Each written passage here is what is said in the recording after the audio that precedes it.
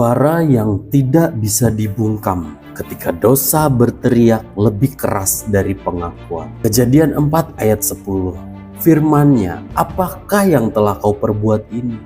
Darah adikmu berteriak kepadaku dari tanah. Saudara-saudara yang terkasih, pernahkah kamu berpikir bahwa dengan menutup mulut semua akan beres? Bahwa dengan tidak berkata apa-apa, dosa akan hilang dengan sendirinya? Kain juga berpikir demikian. Ia mengubur adiknya, ia menutup kasusnya, tapi dia tidak bisa menutup langit. Saudara-saudara, dalam Kejadian 4 ayat 1-16 diceritakan bahwa ada satu kisah pembunuhan dalam sejarah manusia. Kain dan Habel adalah dua anak Adam dan Hawa. Ia mempersembahkan korban kepada Allah. Persembahan Habel diterima, milik Kain tidak.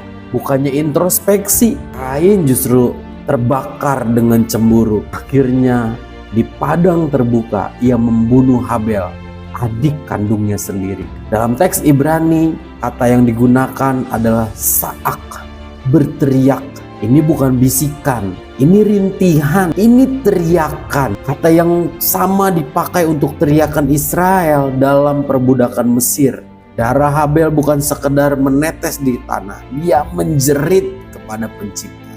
Tanah yang mestinya subur, tempat manusia dibentuk, kini menjadi saksi bisu kejahatan.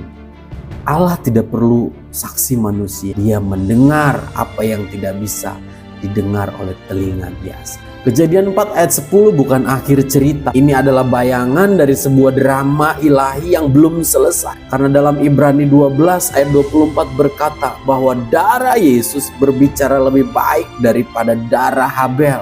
Perhatikan kontrasnya. Darah Habel berteriak menuntut pembalasan. Darah Kristus berbicara menawarkan pengampunan. Darah Habel membuka luka yang tak tertutup. Darah Kristus menutup hutang dosa untuk selamanya. Darah Habel menunjuk pada hakim, darah Kristus menunjuk pada juru selamat. Secara eskatologis, Wahyu 6 ayat 9-10 menggambarkan jiwa-jiwa yang mati terbunuh di bawah mezbah berseru kepada Allah. Berapa lama lagi ya Tuhan yang kudus dan benar, Engkau tidak menghakimi dan tidak membalaskan darah kami? Teriakan Habel masih bergema hingga akhir zaman, dan pada hari penghakiman, tiap dosa yang tersembunyi akan dihadapkan pada cahaya keadilan Allah. Kain tidak hanya berdosa dengan membunuh sebelum tangannya bergerak, ada dosa yang lebih dalam, iri hati yang dipelihara dan amarah yang tidak dikelola. Allah bahkan memberi peringatan lebih dahulu. Dosa sudah mengintip di depan pintu. Ia sangat menggoda engkau, tapi engkau harus berkuasa atasnya. Kejadian 4 ayat 7. Secara etis, teks ini mengajarkan 3 hal mendasar. Yang pertama, dosa tidak hanya urusan pribadi.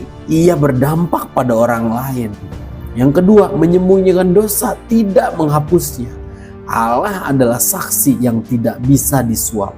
Yang ketiga, kita adalah penjaga satu sama lain. Melarikan diri dari tanggung jawab kepada sesama adalah kelalaian moral. Ketika Kain berkata, apakah aku penjaga adikku? Ia sedang meremehkan seluruh tatanan relasional yang Allah ciptakan.